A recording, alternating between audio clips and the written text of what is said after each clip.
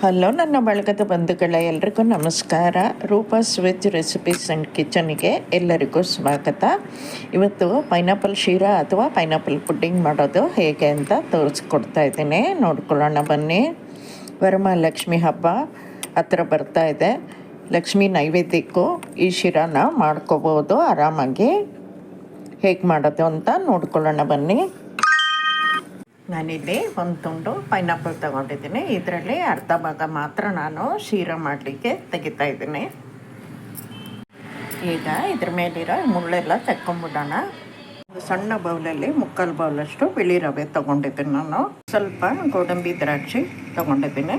ಈಗ ಅದೇ ಬೌಲಲ್ಲಿ 1/4 ಕಪ್ಪಷ್ಟು ತುಪ್ಪ ಕರಗಿಸಿ ತೊಗೊಂಡಿದ್ದೀನಿ. ಬಾಣಲೆಗೆ ತುಪ್ಪ ಹಾಕ್ಕೊಳ್ಳೋಣ. ತುಪ್ಪ ಬಿಸಿ ಆಗುವಾಗ ಗೋಡಂಬಿ ದ್ರಾಕ್ಷಿ ಹಾಕ್ಕೊಂಡು ಹುರ್ಕೊಳ್ಳಿ. ಈಗ ತೆಗೆದಿಟ್ಕೊಂಡಿರೋ ರವೆ ಹಾಕಿ ಹುರ್ಕೊಳ್ಳೋಣ.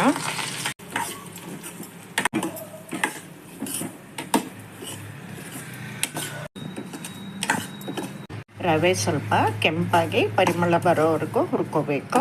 ಈಗ ಹುರಿದಿರೋ ರವೆನ ಒಂದು ತಟ್ಟೆಗೆ ತೆಗೆದಿಟ್ಕೊಂಡ್ಬಿಡೋಣ.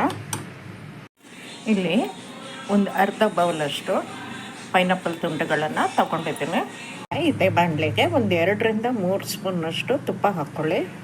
ಈಗ ಹಚ್ಚಿಟ್ಕೊಂಡಿರೋ ಪೈನಾಪಲ್ ಹಾಕಿ ಸ್ವಲ್ಪ ಹುರ್ಕೋಬೇಕು. ಪೈನಾಪಲ್ಲು ಕಲರ್ ಚೇಂಜ್ ಆಗಿದೆ. ಈಗ ನಾವು ಯಾವ ಬಟ್ಲಲ್ಲಿ ರವೆ ತಗೊಂಡಿರ್ತೀವಲ್ಲ ಅದೇ ಬಟ್ಲಲ್ಲಿ 3.5 ಕಪ್ಪಷ್ಟು ನೀರು ಹಾಕೋತಾ ಇದ್ದೀನಿ ನಾನು.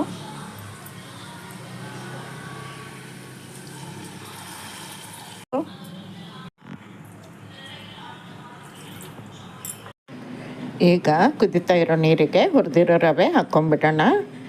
ಈಗ ರವೆ ಬೆಂದಿದೆ. ನಾನು ರವೆ ತೊಗೊಂಡು ಬಟ್ಲಲ್ಲೇ 1 ಬಟ್ಲಷ್ಟು ಸಕ್ಕರೆ ಹಾಕ್ಕೋತಾ ಇದ್ದೀನಿ. ನಾನು 3/4 ಬಟ್ಲಷ್ಟು ರವೆ ತೊಗೊಂಡಿದ್ದೆ. 3/4 ಬಟ್ಲಷ್ಟು ಸಕ್ಕರೆ ಹಾಕ್ಕೋಬೇಕಿತ್ತು.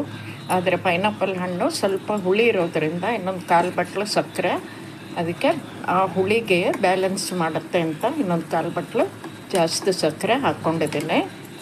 ಸ್ವಲ್ಪ ಹಾಲಲ್ಲಿ ಕೇಸರಿ ದಳ ನೆನೆಸಿಟ್ಕೊಂಡಿದ್ದೆ, ಅದನ್ನೀಗ ಶೀರಕ್ಕೆ ಹಾಕೋತಾ ಇದ್ದೀನಿ. ನೀವು ಇದಕ್ಕೆ ಬದಲಿ ಹಳದಿ ಬಣ್ಣ ಕೂಡ ಹಾಕ್ಕೋಬೋದು. ಇದಕ್ಕೆ ಒಂದ್ಸಲ ಎಲ್ಲ ಚೆನ್ನಾಗಿ ಮಿಕ್ಸ್ ಮಾಡ್ಕೊಂಬಿಡಿ ಶೀರಾದೊಟ್ಟಿಗೆ. ಒಂದು ಅರ್ಧ ಚಮಚದಷ್ಟು ಏಲಕ್ಕಿ ಪುಡಿ ಹಾಕ್ಕೊಳ್ಳಿ. ಒಂದ್ಸಲ ಎಲ್ಲ ಕಲಿಸ್ಕೊಂಡ್ಬಿಟ್ರೆ ಶೀರಾ ರೆಡಿ ಆಯಿತು. ಪೈನಾಪಲ್ ಶೀರಾ ರೆಡಿಯಾಗಿದೆ. ಇದ್ರ ಮೇಲೆ ಈಗ 1 ಚಮಚ ತುಪ್ಪ ಹಾಕ್ಕೊಳ್ಳೋಣ. ಈ ತುಪ್ಪ ಚೆನ್ನಾಗಿ ಬೆರೆತ್ಕೊಳ್ಳೋ ಥರ ಕಲಿಸ್ಕೊಂಬಿಡಿ. ಲಕ್ಷ್ಮೀ ನೈವೇದ್ಯಕ್ಕೆ ಒಂದು ಸೊಗಸಾದ ಶೀರಾ ತಯಾರಾಗಿದೆ.